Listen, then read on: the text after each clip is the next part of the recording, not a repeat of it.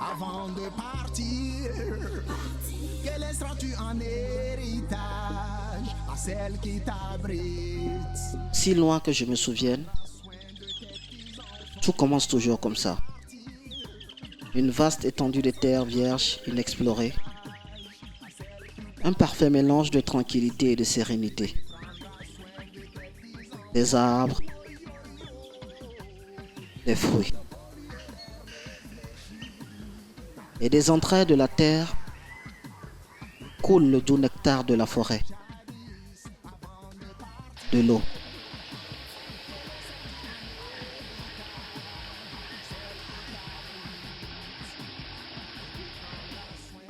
Les forêts sont vitales pour les hommes, mais aussi pour des millions d'autres espèces, aussi bien végétales qu'animales. Généreuse et protectrice, elle veille au bien-être et à la subsistance de l'espèce humaine en lui fournissant nourriture, médicaments, combustible, mais aussi à l'espoir d'un lendemain meilleur à lui et à sa progéniture.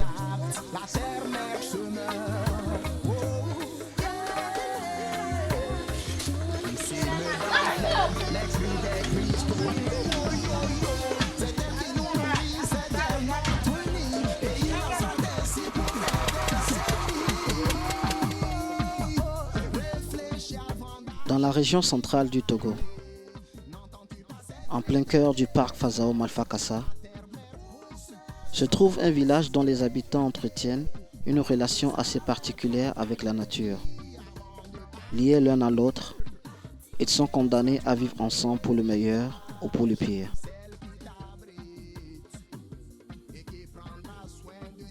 L'un des besoins les plus vitaux à l'homme reste l'approvisionnement en eau potable.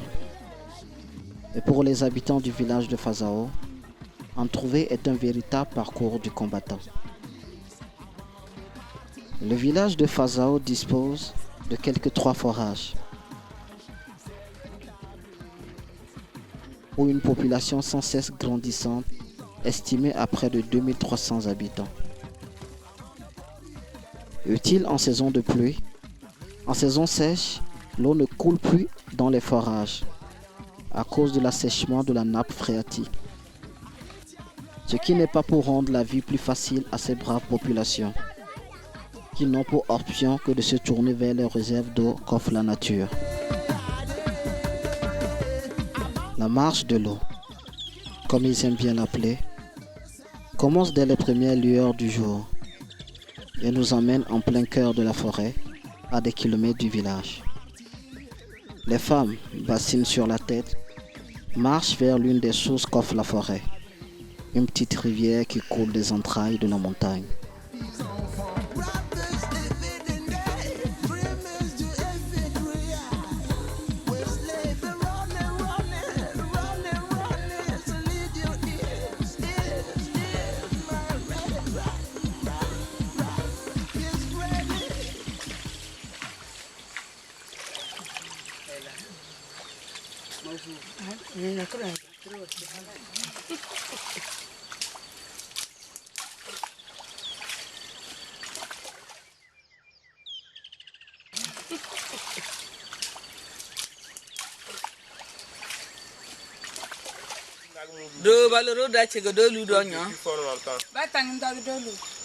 À tout bout de temps, elles viennent ici pour chercher. Que ça soit la saison sèche, la saison des pluies, elles viennent. Vous quittez jusqu'où pour arriver ici? C'est les Gaminga Gourga Mindalichi. C'est à plusieurs kilomètres d'ici. Vous marchez combien de temps avant d'arriver? C'est un meeting à Wangamondo Natrichi.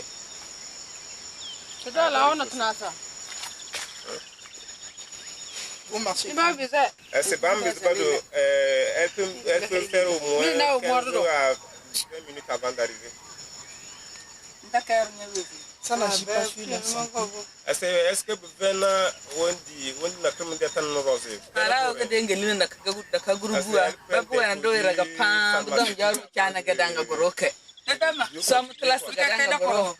Maman, Donc, si l'eau tarit ici, elles font comment? Ça a besoin de zonga mélan. Il y a encore une source. Là-bas et ici, ça peut faire banalement 3 km.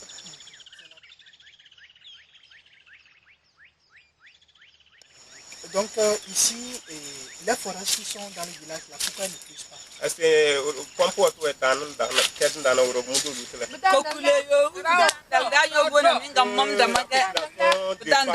ces forages. Ça veut dire que la population est nombreuse, eux de deux les bagarres. Ils doivent mettre au moins 1 heure du temps avant que ton tour n'arrive, quoi, avant de pouvoir puiser. Donc mieux vaut venir à la source chercher qui va gagner du temps. Comment est-ce qu'elle trouve l'eau qui est ici? C'est potable ou c'est... Est-ce que vous avez un peu de chore?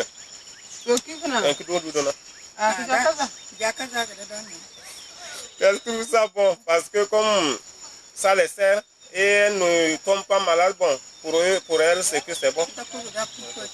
Bon, oui, que bon, je peux dire, c'est une obligation parce qu'il n'y a pas assez de forage, donc elles sont obligées de venir à la source pour puiser.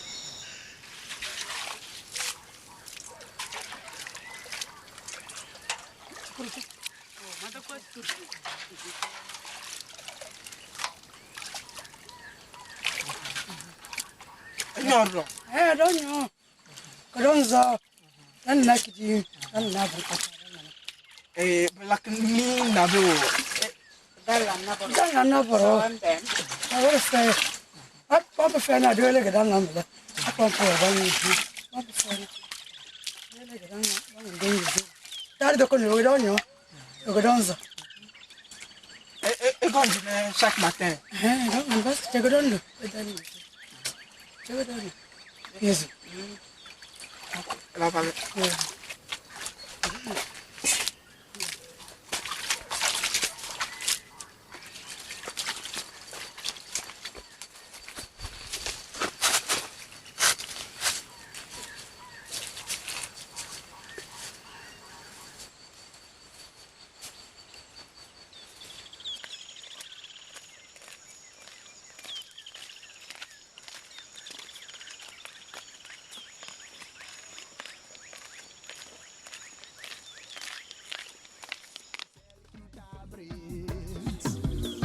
Prendra soin de tes petits-enfants. Oh, yo, yo. Avant de polluer l'air, réfléchis. Car le Sahara était verdoyant jadis. Avant de partir, que laisseras-tu en héritage à celle qui t'abrite et qui prendra soin de tes petits-enfants? Oh, yo, yo.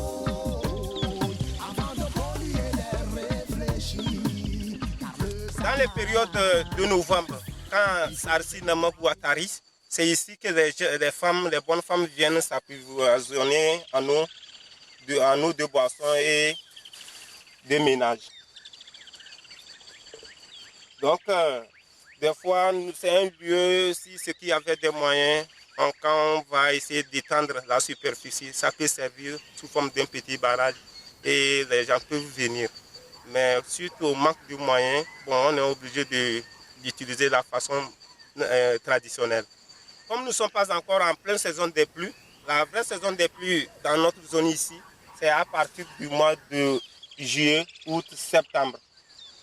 Comme ici, nous sommes qu'au début de la saison des pluies, c'est le pourquoi il n'y en a pas.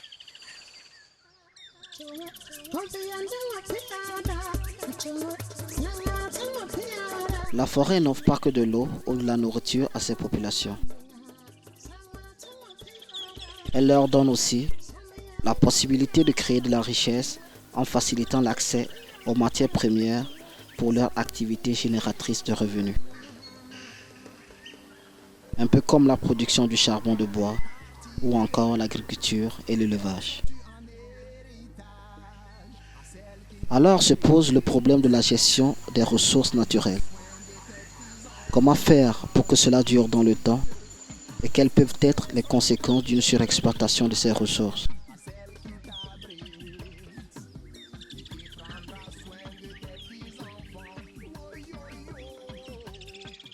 C'est le karité. et la population, la communauté de Fazao a interdit formellement la coupe de cet arbre. Parce que c'est un arbre fructueux. On se sert de ces fruits pour faire l'huile traditionnelle appelée communément nigiré dans notre dialecte. C'est un arbre très important dans notre coutume. Et la population a formellement interdit la coupe de cet arbre. Ben, paradoxalement, dans toute société, il y a des gens de bonne compréhension et d'autres non. C'est pourquoi c'est dans ce sens qu'on voit l'abattage de cet arbre. Mais et pourquoi qu'est-ce qui est arrivé que la personne coupe? Bon, et je ne sais pas, c'est toujours dans le même domaine, le fait de manquer les moyens financiers, ne serait-ce que pour la survie de sa famille. C'est pourquoi la personne a abattu ça pour faire le charbon de bois. Oui, à quelle personne, quelle punition leur est réservée? Oui, par exemple, si les membres du CVD, c'est-à-dire Comité villageois de développement, saisissent une telle occasion, et il y a une amende destinée à la personne. Parce que c'est formellement interdit par la société de Fazao, la coupe de l'arbre de karité. Par exemple, un tronc ou bien un pied d'arbre de karité, chose coupée, si on te saisit, tu peux aller une amende de 5 à 10 000. Alors, il y a des espèces comme ça là, qui sont en voie de disparition. Oui, ce sont des espèces en voie de disparition. C'est pourquoi la société prend soin de conserver ces espèces-là. Comme le cure-dent, qui aujourd'hui a disparu entièrement. Maintenant, pour se brosser les dents, on est obligé de prendre n'importe quel arbre, mais pourtant, ce n'était pas destiné comme ça. Parce que c'est compte tenu de la rigidité de l'arbre là. C'est pourquoi on l'utilisait pour brosser. Il faut aller aujourd'hui à des kilomètres, voire des trentaines de kilomètres avant de trouver l'arbre. Le cure-dent, ne serait-ce que pour brosser les dents. Mais pourtant, c'est un arbre très cher. Donc les gens ont coupé l'arbre là. Ils ont tout coupé.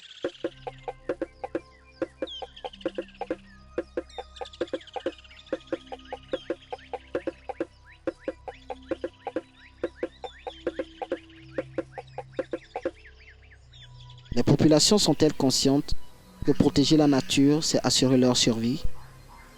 Remarquent-elles les changements notables dans le cycle des saisons? N'ont-elles pas peur du changement climatique?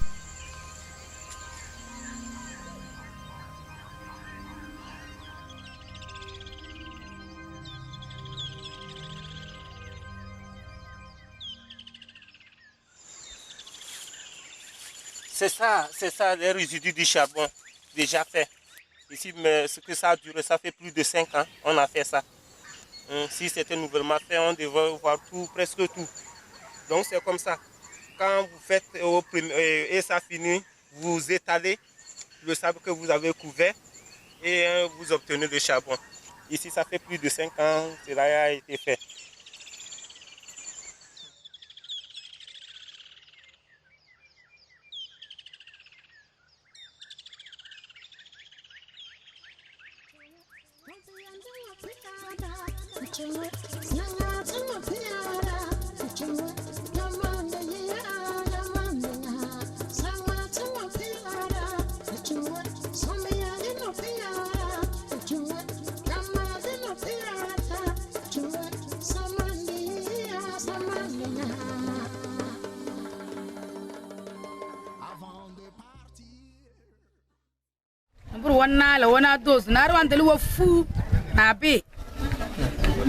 Elle cherche du bois où?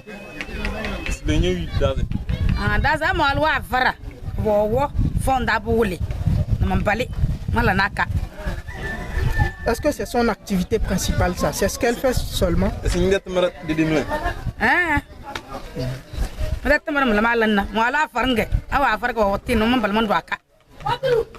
Et elle trouve du... Est-ce qu'elle gagne dedans?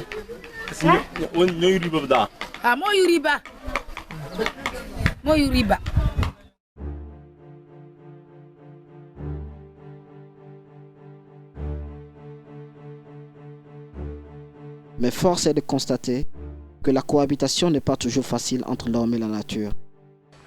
Constamment sujet à des besoins de plus en plus croissants, l'homme n'hésite pas à surexploiter les ressources que lui offre la nature au risque de les épuiser.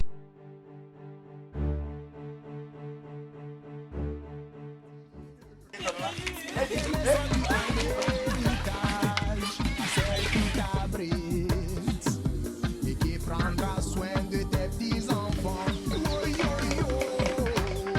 Avant de polluer l'air, réfléchis par le Sahara. Et tes dévoyants jadis avant de partir. Dans une vie de couple, il faut donner pour recevoir. Et si le village aujourd'hui peut vivre normalement et assurer l'avenir de ses enfants, c'est grâce à la générosité de la forêt. Pour cela, la population doit être reconnaissante et prendre de bonnes résolutions en vue de protéger la nature, au risque de vivre des jours plus sombres. Ce que je vois est un décor sans lendemain. Ça a des conséquences néfastes. Aujourd'hui, bon, au préalable, par exemple, au temps de nos aïeux, à Fazao ici, il pleut peut-être 10 mois sur 12, des fois même 11 mois sur 12, on ne sent pas tellement la sécheresse. Aujourd'hui, on voit que cette façon de vivre, le climat a changé. Il ne pleut plus comme au préalable. Actuellement, la sécheresse aussi bat son record par rapport à ce que les parents nous ont vécu. Est-ce que ce n'est pas parce que c'est une activité lointaine, vos grands-parents avaient fait ça, donc il faut que les enfants aussi le fassent? Non, ce n'est pas l'héritage de nos grands-parents, c'est parce que c'est la démographie qui a fait ça. Et la démographie de la population de Fazao, elle est devenue galopante, si bien que comme on n'en trouve pas d'autres choses à faire pour survivre, nous sommes obligés de se donner à cette activité. Sinon, au temps de nos aïeux, on ne faisait pas cette activité. Donc il y avait assez d'arbres plus que ce que nous trouvons. Oui, il y avait assez d'arbres plus que ce que nous trouvons aujourd'hui. Et qui prendra soin de tes petits-enfants. Oh, yo, yo. Avant de polluer l'air, réfléchis par le Sahara. Et tes verdoyants jadis avant de partir. Heureusement, le message commence par passer. Peut-être grâce à la sensibilisation des ONG comme Globe Vert, qui militent pour la protection de l'environnement. Les mentalités changent et au lieu de couper des arbres, on en plante.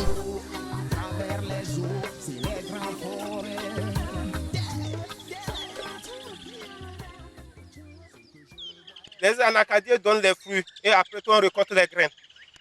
Au premier abord, les gens ne se sont pas donnés entièrement. Quelques-uns en faisaient. Et quand les autres ont vu que c'est fructueux, ça fait d'énormes économies, ils ont commencé par planter. C'est le pourquoi vous allez voir qu'il y a des plantations qui ont déjà une taille, une grande taille, et les autres plantations sont de petite taille. Par exemple, pour témoigner ce que je suis en train de dire,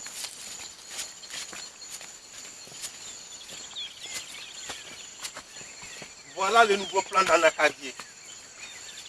Voilà. Donc la personne avait planté et elle n'avait pas respecté les normes de la plantation.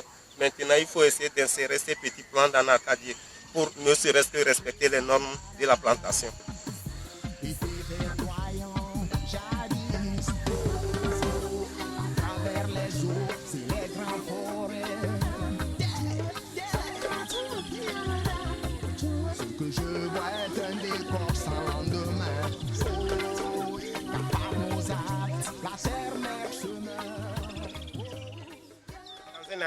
On peut aller des fois à 150 000 par an ou bien voire à 300 000 par an, l'année où ça produit bien. Donc la population a pris l'habitude de planter. Aujourd'hui, tout le monde s'en donne. Si ce que on pouvait nous donner les moyens nécessaires, je peux dire que toute la population est consciente de planter ou de reboiser.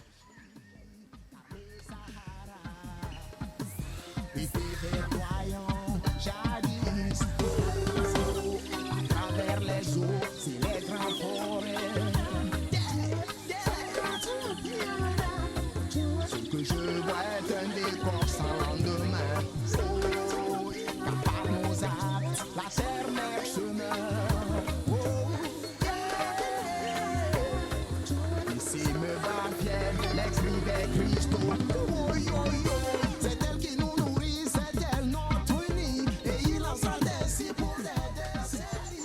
Ici, c'est une plantation d'orangers.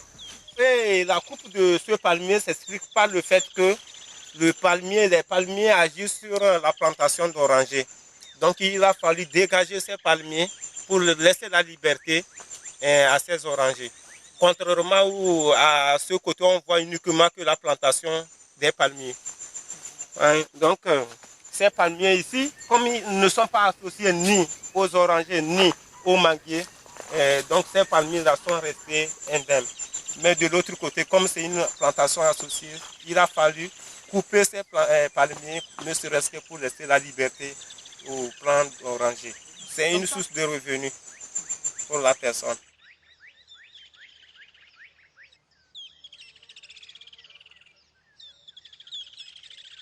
Est-ce que c'est toute la population qui a cette habitude de replanter, de faire le reboisement? Non, les gens se disent, je vais planter, je vais reboiser, il me reste combien de temps?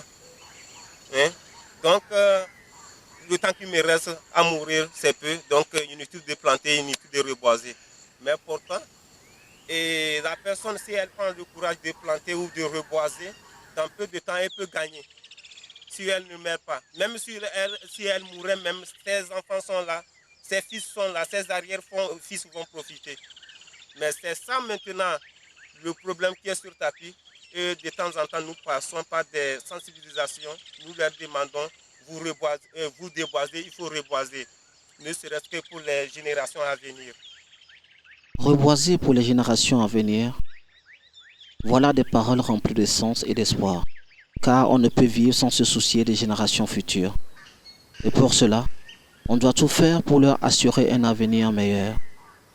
Prendre conscience de l'importance de sauvegarder la nature, c'est prendre conscience que notre subsistance est liée à la bonne santé de celle-ci. Un peu comme cette population, nous devons apprendre à respecter et à protéger la nature. Car de toute façon, on est lié pour le meilleur ou pour le pire. La gestion participative des ressources naturelles du parc Fazao Malfa Kassa, tel est l'intitulé de ce projet initié et réalisé dans la zone de Fazao par l'organisation Globe Vert. Et il s'agira au cours de ce projet d'entretenir tout d'abord les populations sur place sur leur impact négatif sur la gestion de ce patrimoine naturel qu'est le parc Fazao Malfa Kassa, qui, rappelons-le, a été pendant de longues années un joyau préservé et qui faisait la fierté des populations de ce milieu. Aujourd'hui, force est de constater que ce parc, ce domaine-là a connu une grande dégradation, le fruit de plusieurs années d'activité intense de l'homme sur cette zone-là.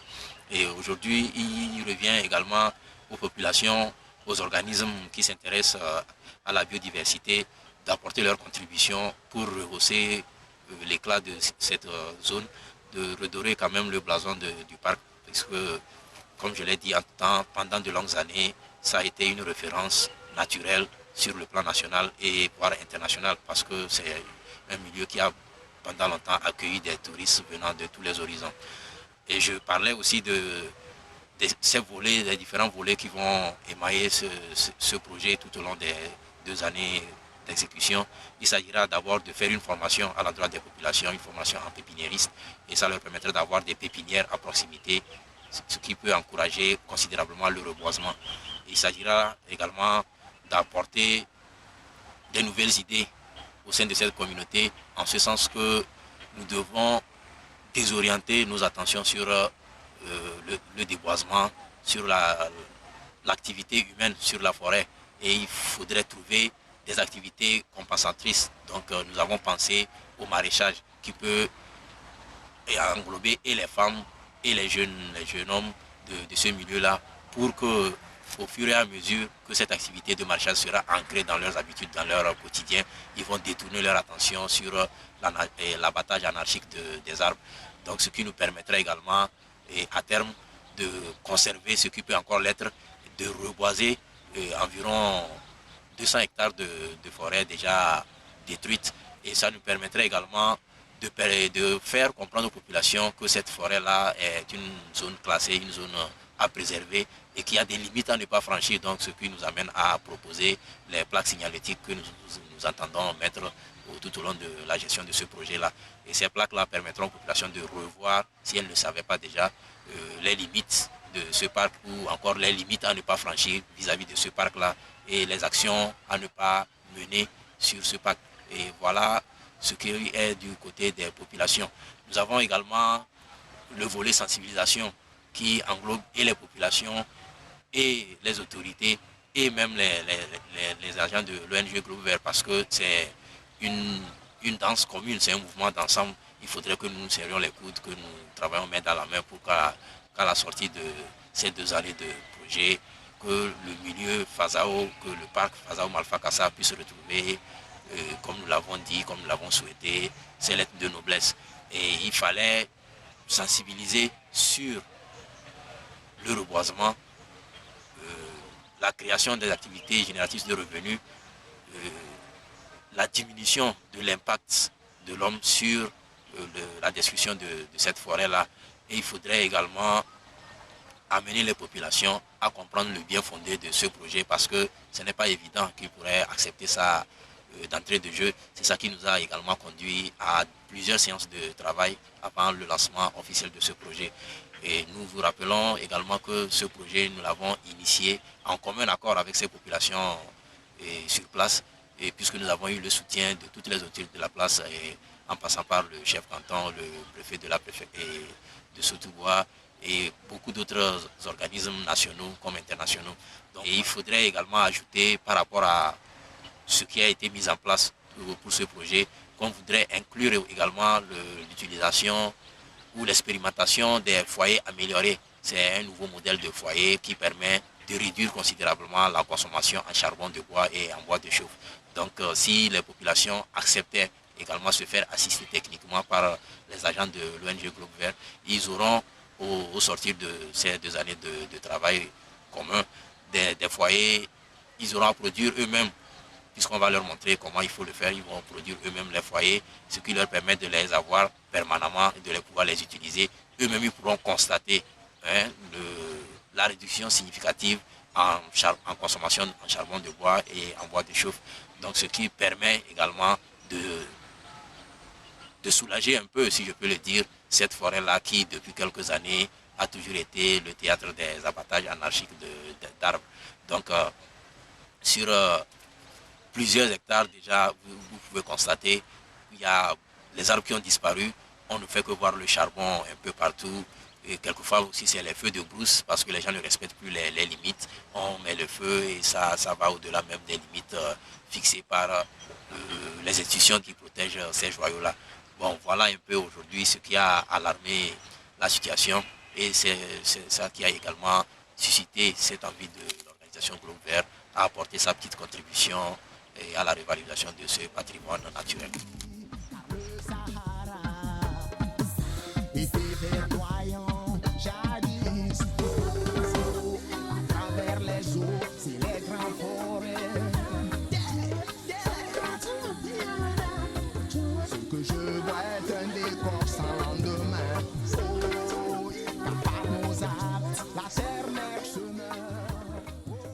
Je me nomme Pegouni Cheoudine. Je suis le chef de projet dénommé Conservation et gestion participative des ressources naturelles du parc Fazao Malfa Kassa. Comme l'a bien dit notre responsable de l'organisation, ce projet va permettre à la population de se détourner de l'abattage anarchique des arbres et de se diriger, de se converger vers une autre activité génératrice de revenus qui est le maraîchage. C'est le lieu de remercier le programme des Nations Unies pour le développement PNUD et le Fonds pour l'environnement mondial FEM qui a donné son accord pour que notre organisation puisse bénéficier de ce projet en faveur de la population de Fazao. Dans ce projet, nous mettrons en place un comité de gestion qui sera dirigé par la population elle-même. Et tes verdoyants